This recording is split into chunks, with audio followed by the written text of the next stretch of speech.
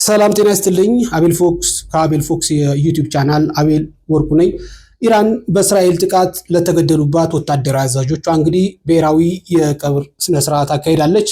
ህዝቡም በከፍተኛ መልኩ ግልብጥ ብሎ ወጥቶ የአዛዦቹን ቀብር እያካሄደ ይገኛል። ኢራን እንግዲህ ከእስራኤል ጋር እንዲሁም ከአሜሪካ ጋር ለ12 ቀናት በዘለቀ የግጭት የተገደሉ ወታደራዊ አዛዦችና የኒኩለር ሳይንቲስቶችን ጨምሮ እንግዲህ 60 ለሚሆኑ ዜጎቿ ዛሬ ብሔራዊ የቀብር ስነስርዓት እያካሄደች ነው። በኢራን ሰንደቅ ዓላማ የተሸፈኑ አስክሬኖች፣ ሳጥኖች እንዲሁም የተገደሉ የጦር አዛዦች ምስሎችን በበርካታ ነዋሪዎች ታጅቦ ወደ ማዕከላዊ ቴሄራን ኤንሄላብ አደባባይ ተሟል።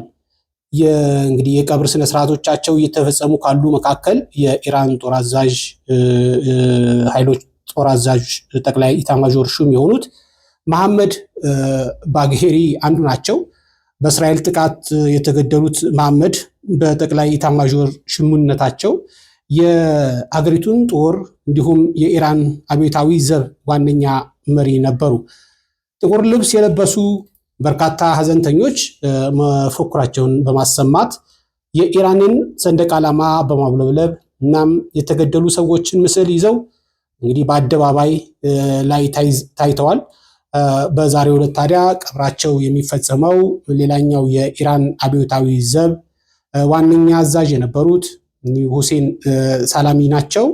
በእስራኤል ጥቃቶች ታዲያ ከተገደሉት በርካታ የኒውክሌር ሳይንቲስቶች መካከል የሀገሪቱ የአቶሚክ ኢነርጂ ድርጅት ኃላፊ የነበሩት ፍሬዱን አባሲ እንዲሁም በቴህራን የሚገኘው የእስላሚክ አዛድ ዩኒቨርሲቲ ፕሬዚዳንት መሐመድ ቴራንቺ ቀብራቸው እንዲሁ አብሮ እየተፈጸመ ይገኛል።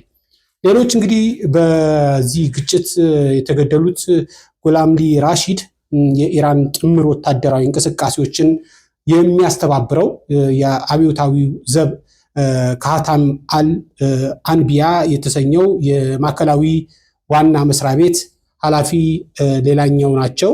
በተጨማሪም ታዲያ የአብዮታዊ ዘቡ የኤሮስፔስ ኃይል አዛዥ የነበሩት እና የሀገሪቱ የሚሳኤል ፕሮግራም የሚመሩት አሚር አሊ ሀጃዜድ ሌላኛው ናቸው። በነገራችን ላይ እኚህ ጀነራል ሀገራቸውን ከልጅነታቸው ጀምሮ ሲያገለገሉ የነበሩና በእስራኤልና በኢራን በነበረው የ12 ቀን ግጭት ላይ ኢራን ከእስራኤል ለሚፈጸምባት ይህንን ምላሽ በምትሰጠው አብዛኛውን ጊዜ በሚሳኤሎቿና እንዲሁም በድሮን ነበረ። ይህንን እንግዲህ ከፍተኛ የሆነ ጥቃት ኢራን ስትፈጽም ለዚህ ጥቃት በዋናነት ያደራጁትና የሚሳኤሉንም ሆነ የድሮኑን ፕሮግራም ሲመሩ የነበሩት እኚህ ጀነራል ነበሩ።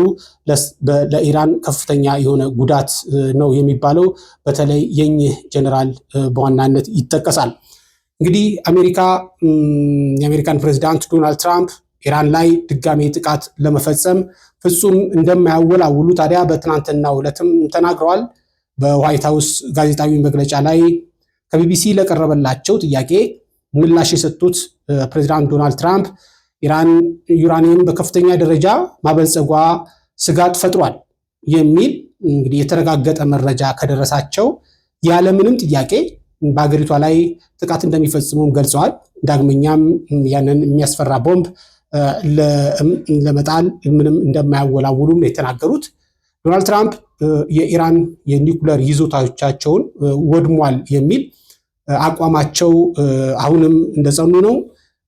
ነገር ግን የኢራን ጠቅላይ መሪ አያቶላ አሊ ካሚኒ የአሜሪካ ጥቃት የኢራንን የኒውክለር መርሃ ግብር ለማደናቀፍ ያቀደውን ስኬት አላገኘም በማለትም ከሰሞኑም መግለጻቸው ይታወቃል። አያቶላ ካሚኒ በዚህ መግለጫቸው ላይ ታዲያ በእስራኤልና አሜሪካ ላይ ድል ተቀናጅተናል ያሉ ሲሆን ለዚህ ምላሽ የሰጡት ዶናልድ ትራምፕ በጦርነት የተመታችው ኢራን ጠቅላይ መሪ እየተባለ የሚጠራው አያቶላ አሊ ካሚኒ እንዴት በሐሰት ከእስራኤል ጋር ያለውን ጦርነት አሸንፍ ያለሁ ይላል ሲሉ በኤክስ ገጻቸው ላይ ትሩዝ የሚባል የሶሻል ሚዲያ አላቸው። በዛ የሶሻል ሚዲያ ላይ በማህበራዊ ሚዲያቸው ላይ እንግዲህ ገልጸዋል። ትራምፕ የተጠለለበትን ትክክለኛ ቦታ አውቀን ነበረ፣ እስራኤል ወይም የአሜሪካ ጦር ኃይሎች እንዲገሉት ግን አልፈለኩም ሲሉም ተናግረዋል። አክለውም ታዲያ ከአስቀያሚና አሳፋሪ ሞት አዳንኩት፣ አመሰግናለሁ ፕሬዚዳንት ዶናልድ ትራምፕ የሚል ምላሽ ግን አልጠብቅም ብለዋል ዶናልድ ትራምፕ በዚሁ የኤክስ መልእክታቸው።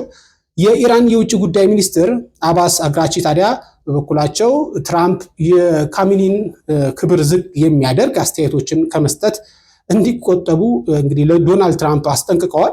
ፕሬዚዳንት ዶናልድ ትራምፕ እውነተኛ የሆነ ስምምነት ላይ መድረስ የሚፈልግ ከሆነ ጠቅላይ መሪ አያቶላ አሊ ካሚኒን አክብሮት በጎደለው ድምፀት መናገር ሊያቆም ይገባዋል ሲሉ እንግዲህ የውጭ ጉዳይ ሚኒስቴሩ አግራቺ በኤክስ ገጻቸው እሳቸውም በበኩላቸው አጋርተዋል እንደዚህ አይነት መልእክት።